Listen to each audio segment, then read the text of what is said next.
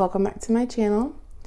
So today's content is going to be a little dark, but it has a happy ending, so fair warning.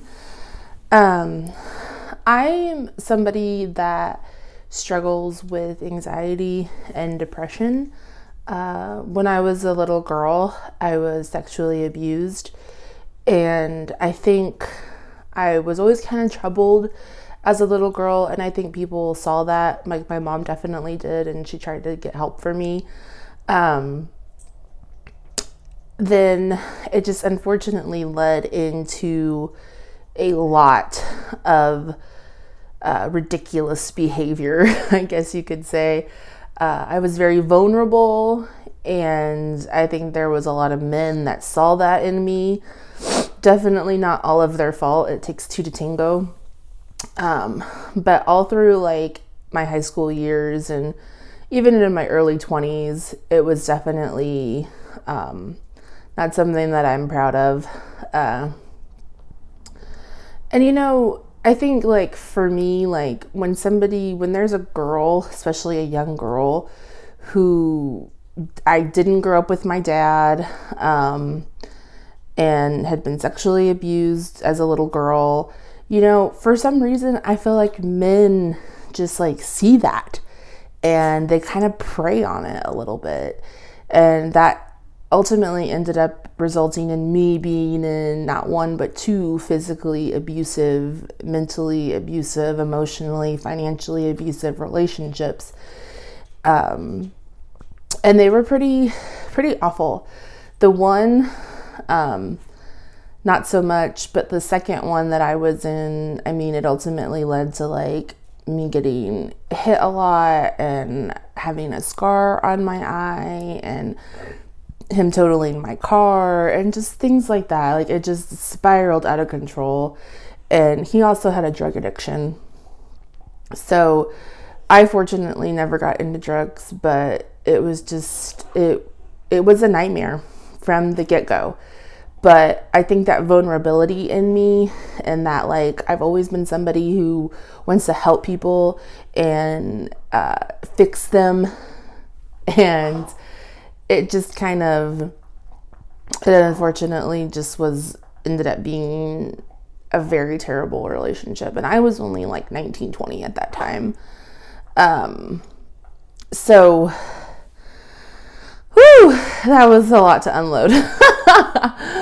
But I've always, like, when I was in high school, like a sophomore in high school, the depression really hit me hard. And I kind of like figured it out, like what it was.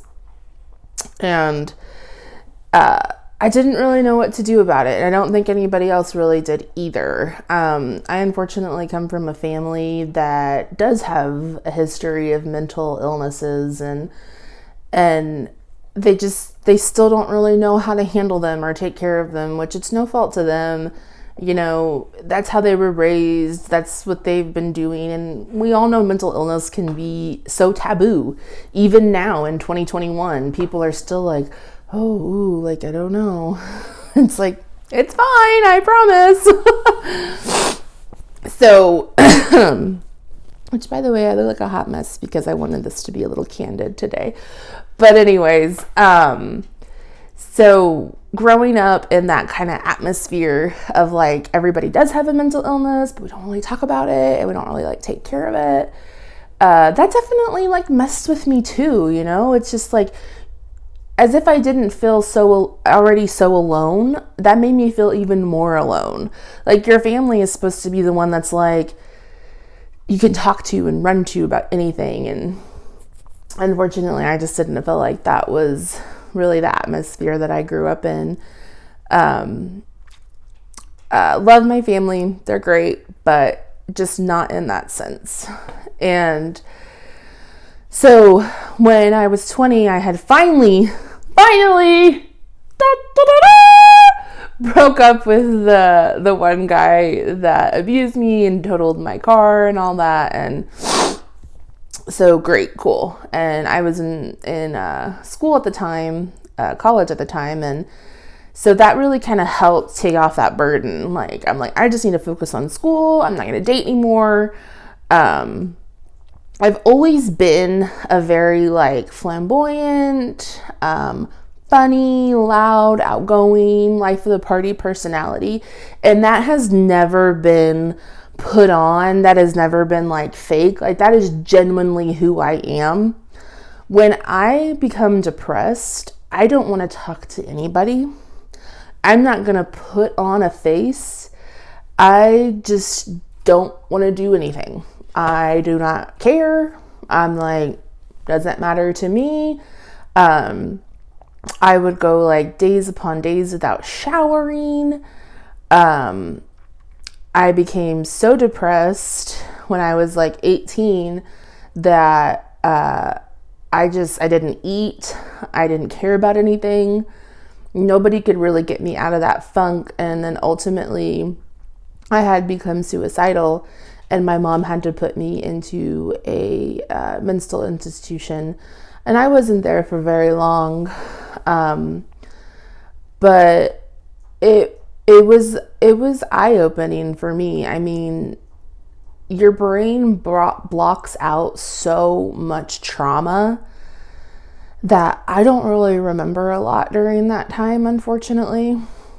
Fortunately, you know, like, your brain is designed to like protect you. And so it does block out and black out a lot of those things that were very traumatic to you. So I don't really remember a lot during that time, but I do know that it was bad. And I do know that I remember telling myself, I never, ever, ever, ever want to get that low again. And that's a lot for an 18-year-old. You know, you're just graduated high school and you're trying to get into college, and then you have all of this mental stuff going on, and it's very confusing. It's very frustrating. And unfortunately, people just don't really know how to help you.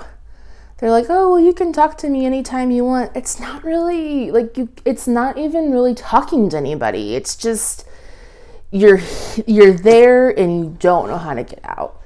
It's like you're drowning and people are trying to give you life vests, but you're like, that's not what I need. Like, I need something like, I need like a whole like Navy SEAL team to come and rescue me. Like, you know, it's like putting a Band-Aid on a bullet wound, and there's just so much going on in your head that you just don't even really know like which way is up. And then I got into another really bad relationship and finally broke that off. And so for a long time, I just was like, I'm done with relationships. Like, I don't really care anymore. Like, I'm done. And so, unfortunately, the one ex ended up contracting a disease, and that was really heavy on my mind for a long time because I thought I had also contracted that disease. And for some reason, like several years later, I was diagnosed with OCD because I kept having those compulsive thoughts. You know, OCD isn't just, oh, everything has to be perfect, or let's put all the Skittles in their color coordinated arenas. It can be in your mind. It can be like, you know, just compulsively thinking about the same thing over and over and over again. Like, I'm a failure, I'm a failure, I'm a failure, I'm a failure. And like, it doesn't stop. It just does not stop, no matter how hard you try to think about something else. So I was diagnosed with OCD just a couple years ago, actually. I went through another breakup. This breakup wasn't that bad. This guy was actually a pretty decent guy. We just wanted different things.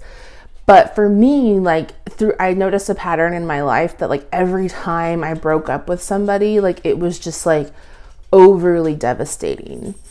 I mean, you know, when I was a teenager, sure, like teenagers, there's a lot going on and things can be very dramatic. But I was 26, 27 years old. I'm like, why am I like, like thinking it's the end of the world over a breakup. And so I finally ended up talking to a psychiatrist who who basically had diagnosed me with OCD. And then, of course, I knew that I had anxiety and depression pretty much my whole life, but the OCD was new.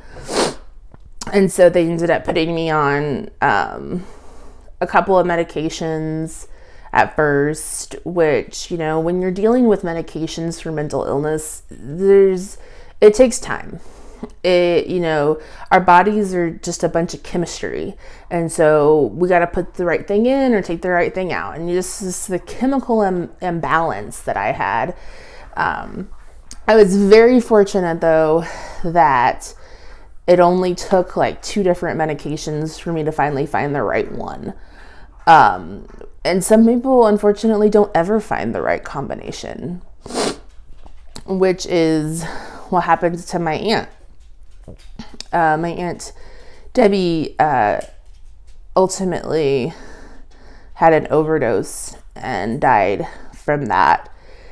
She had a lot of mental illnesses herself, and they just never could find the right combination for her. So she passed away in 2014, and the coroner ultimately ruled it a suicide, a drug overdose suicide.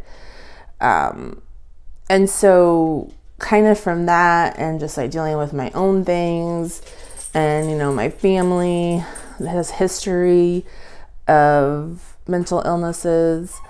I've always kind of been an advocate for mental illness, you know, and like suicide advocate, like, don't do it. Like, it's just, there's so much more to life than what's going on right now. And even if you feel like it's your whole life, it's not. It's a permanent solution for a temporary situation, is how somebody told it to me. So that's why I got this tattoo. It's a semicolon, and then it has the EKG, the heartbeat after it. So the semicolon is, sorry, that's my dog in the background. But the semicolon is, when you put it in a sentence, it means that, you know, the sentence continues. So this is kind of like your life continues, and then like life goes on. So that is probably, I have like 10 tattoos, but that is probably one of my favorite ones. And it's the one that gets asked about the most. And I think that's just kind of my way of advocating for non-suicide. Like, you know, like, don't, like, their life goes on so much, and we all have demons. We do. we just do. And it's okay to talk about them. It's okay that you're going through it. Just find out what works best for you and how to cope with it. And realize that, like, life, like, it goes on. Like, it truly does, you know? Like, if I would have ended my life when I was 18 like I wanted to, and I thought that was, like, my world was over, this is it, I wouldn't have got to experience everything that I've gotten to experience. You know, I've traveled so much, and I've met some amazing people, and yeah, I met the love of my life. Like, who knew? Like, I never thought that was going to happen. I was like, I'm doomed. I'm cursed. I'm never going to find a guy that wants to deal with all of this. And fortunately, I did. And he's an incredible guy. He is exactly what God had in store for me. And I'm just so blessed. That was a lot. So this is just kind of letting you guys know a little bit more about me, who I am, what I've been through, and just that life is beautiful. I mean, don't ever take one day for granted, because you truly never know when God is going to call you up. And I've learned that. Definitely have learned that. And I try not to take anything for granted. You know, we can get into these slumps where it's just like day by day by day. Trust me, I'm guilty of it. Like when I go to work, I'm just like, oh, okay, I didn't do this. It's just kind of the same thing over and over and over again, which is definitely not my lifestyle. Like I'm such a free spirit. But, you know, sometimes you gotta just do what you gotta do. And right now it is going to work every day and saving money because I want to buy a house. And I've always been the type that, you know what, you buck up and you do what you gotta do. And I think that mentality, even though I've been in some dark places, that mentality like kept me going. I'm like, you're strong. Like you've been through some crazy crap. Crazy. Like things that if you ever want to know about them, please DM me because I don't feel like sharing them on here. But you know, I've survived so much in my 28 years. That I'm like, it's gonna get better than this. Like the best is yet to come. And that proves itself year after year after year. Like if you would have told me 10 years ago, whenever I was contemplating suicide, that I would graduate and I would be working my dream job and I would get to travel everywhere and find the love of my life, I've been like, you're crazy. Like, no, you're crazy. So, just, you know, just be happy. Just be happy with where you're at and what you're doing. It may not be exactly where you want to be, but you will get there for sure. So, whew, that was awesome. I've always been a person, if I can tell my story to one person and it changes their life, then I'm doing a good job. So thank you guys for watching. This channel is going to be a little bit more of a vlog, just kind of like my day-to-day diary, I guess you can say.